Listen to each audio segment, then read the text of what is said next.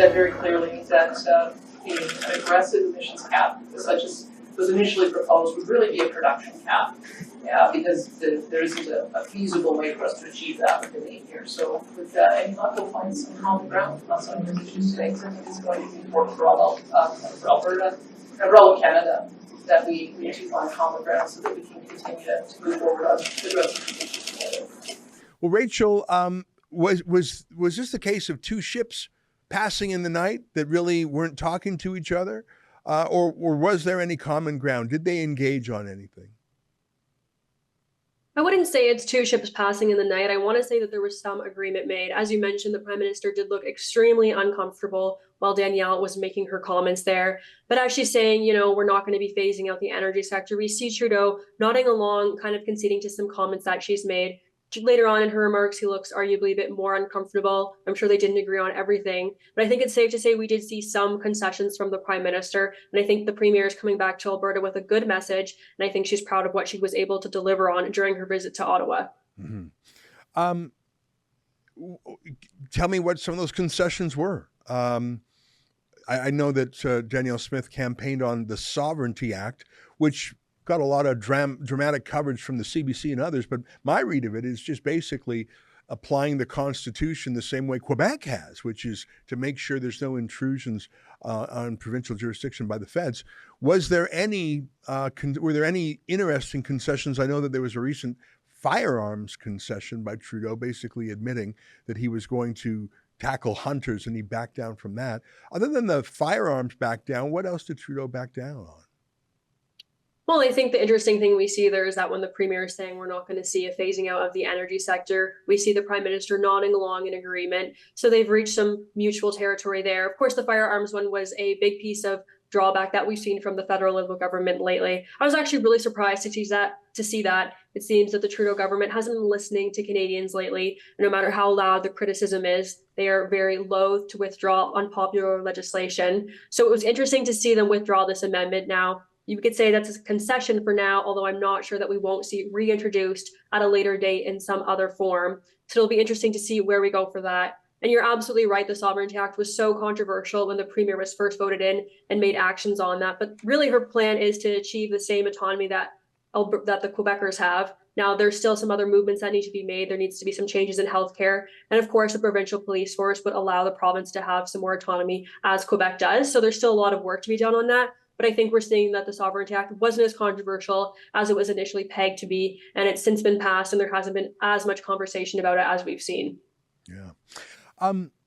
It has not escaped my attention that opinion polls, including opinion polls taken by Liberal affiliated pollsters like Abacus, show that Trudeau has a statistically significant shortfall in his popularity, far behind Pierre Poilievre's Conservatives. I mean, it's not just a point or two. It's almost a double-digit lead now. That's got to be spooking some Liberals in marginal seats. I mean, if you're in downtown Toronto or Montreal, they'll be voting Liberal almost no matter what. But it's in those more marginal areas, the suburbs, even parts of British Columbia, some rural strongholds for the Liberals in Ontario, Manitoba.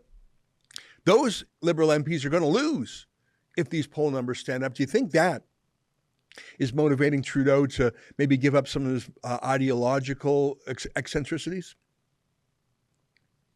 I think to an extent. I think what we're seeing, if you read media reports, there's been reports in recent weeks of people within the Liberal Party actually turning on Trudeau. I think within his own party and among his MPs, we're finally seeing him lose support and popularity. For the first time since 2015, we're seeing that people in the Liberal Party are finally standing up. They're seeing, as you just pointed out, that their seats are at stake. And I think they're pointing that out to him, and I think they're very angry. And so maybe what we're seeing with the withdrawal on the firearms amendment is Trudeau is under a lot of pressure from within his own party for the first time. And he's worried for his own position and that he might have to resign if things continue the way that they are now. I don't know if he's looking and he's actually caring about other MP seats, but I think he's taking a lot of heat from within his own party in a way that he never has before. I saw a fascinating tweet today by a journalist, I think for the Epoch Times, an internal PMO document showing the number of letters that the PMO receives by subject matter and hundreds of thousands of letters, but they categorize them. And I notice that it's all lockdown issues, government mismanagement of COVID, the carbon tax is on there, all the things that, quote, severely normal people care about. I notice not on the list of issues are global warming, climate change, a just transition off oil and gas, none of the woke transgenderism or feminism.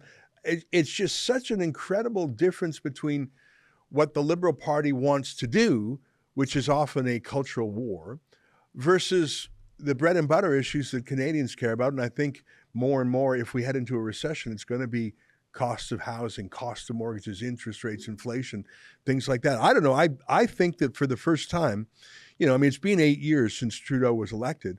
Maybe he's starting to wear on people's nerves a bit. It's almost like in Canada, they don't vote prime ministers in. They sort of chuck the old one out when they get tired of them.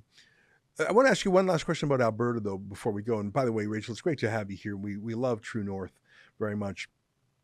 You're based in Alberta, and for the longest time, the public face of lockdowns, even more than the Premier Jason Kenney at the time, even more than Tyler Shandro, the health minister at the time, was the public health officer. And that was, I think, a wise strategy by politicians.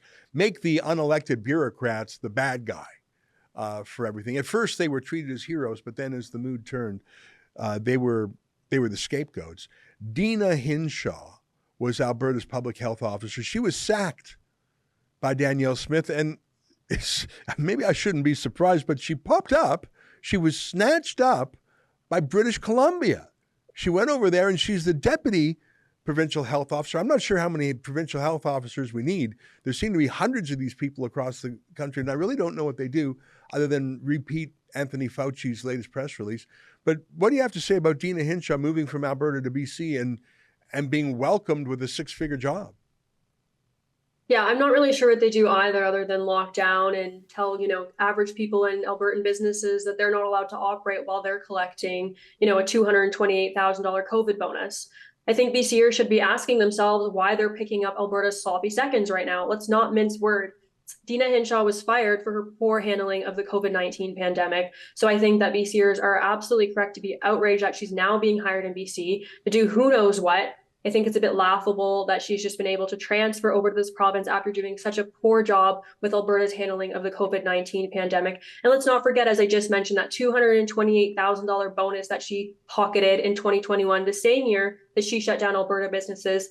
She took home over almost $600,000 in 2021. That's well over $500,000 while she was shuttering Albertan businesses. So it's just laughable that she's been able to take a job in BC so quickly. I don't know what they were thinking. I don't know what they were thinking in terms of optics, but it seems that there's some people in the system who have found a way to survive in Justin Trudeau's inflationary Canada. And, maybe you just have to respect them for doing whatever it takes to find a way to support themselves and have a good life while the rest of Canadians are suffering.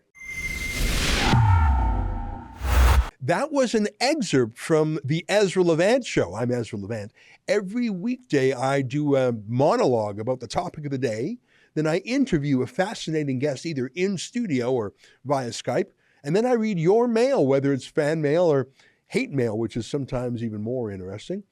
This is on our premium service, though, called Rebel News Plus. Go to rebelnewsplus.com. It's $8 a month or less if you buy a whole year in advance. You get my show every weeknight, plus Sheila Gunn Reid's show every week. It's called The Gun Show. It's pretty amazing. We rely on you because we do not take a dime from the government. In Canada, that makes us almost unique. So please help us out and help yourself to some great journalism at rebelnewsplus.com.